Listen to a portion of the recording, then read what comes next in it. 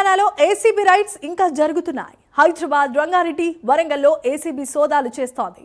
వరంగల్ జంట నగరాల్లో ACB rides ఇప్పుడు కలకలం రేపాయి.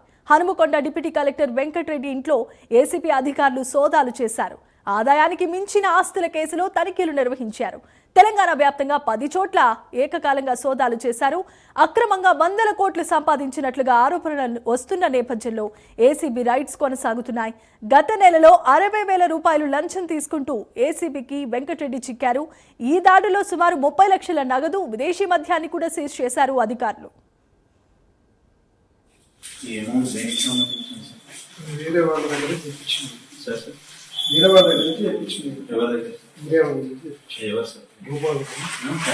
గోపాల్ రెడ్డి అని అంటే ఎట్లిచ్చాడు? దేని పర్పస్? దీని వేరే నేను అవసరం తెప్పించుకున్నాను. మీ అవసరానికి తెప్పించుకున్నాను. ఎప్పుడు తెప్పించుకున్నారు సార్? 4-5 డేస్. 4-5 డేస్. ఏం చేస్తారు సార్ ఆ గోపాల్ రెడ్డి వాళ్ళు? ఏం చేస్తారు?